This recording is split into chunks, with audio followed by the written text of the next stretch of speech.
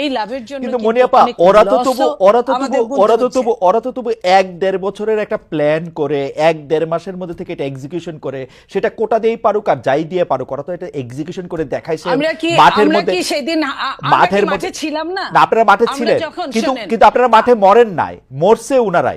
আমি কে বলেছে আমাদের লোক বেশি মরেছে? ছাত্ররা, সেটা আপনারা দাবি করেন, সেটা আপনারা দাবি করেন, আপনারা দাবি করেন। আমি বলি প্লিজ, জি, কয়জন ছাত্র আমি প্রত্যেকটা শহীদের প্রতি শ্রদ্ধা রেখে কথা বলছি, এবং ছাত্র ছাড়া যারা বাকি ছিল সবই অনেক বেশি, তার চেয়ে অনেক বেশি রিকশাওয়ালা, ভ্যান গাড়ি চালক, বিএনপি তো না, দলীয় বিএনপি তো না, বিএনপি অবশ্যই বিএনপি না, রিকশাওয়ালা তো বৈষম্য বিরোধীর কথা শুই নাই আসছে, বিএনপির কথা শুনে তো আসে নাই।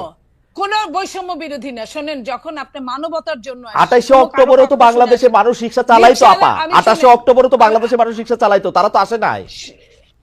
আমি আপনাকে এটাই বলি, এই জন্যই তো মুনাফেক হতে হয়েছে। আমি এখন ওদের পক্ষেই কথা বলছি। জি বলেন। কারণ ওরা যদি বিএনপি হয়ে নামতো, ওদের কিন্তু অনেকেই কিন্তু বিএনপি সন্তান, বড় বড় নেতা উপদেষ্টারাও কিন্তু বিএনপি সন্তান।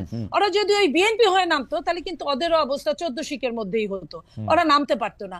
ওদের অনেক রকম প্ল্যান করে অনেক রকম ভাবে ঘুরে ঘুরে এই কাজগুলো করতে হয়েছে। তো এই কাজগুলো করতে গিয়ে হয়েছে কি, ওরা নিজেদের মধ্যে হারায় গেছে। এই যে মানে মুনাফেকি চরিত্র।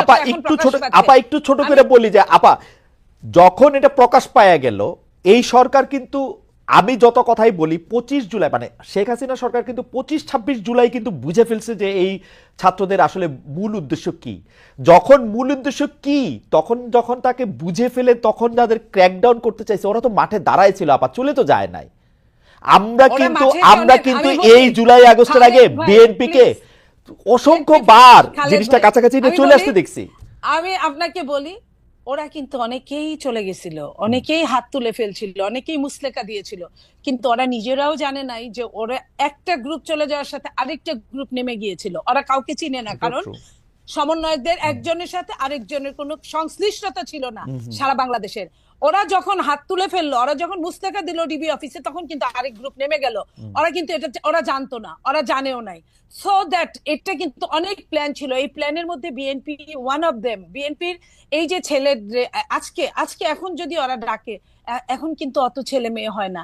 তাহলে বাকি ছেলে মেয়েগুলা কারা ছিল এটা নেপথ্যে? আমরা কি করেছি দেখেন, 3 তারিখে আমি নিচে শহীদ মিনারে গিয়েছি। আমি বলি, ঘুরে দেখে আমি দেখি ছাত্র দলের কয়েকটা জায়গায় ছোট ছোট জাতলা গুল হয়ে বসে গান গাচ্ছে, বিভিন্ন বক্তৃতা দিচ্ছে এবং বৈষম্য বিরোধী দিচ্ছে। আমি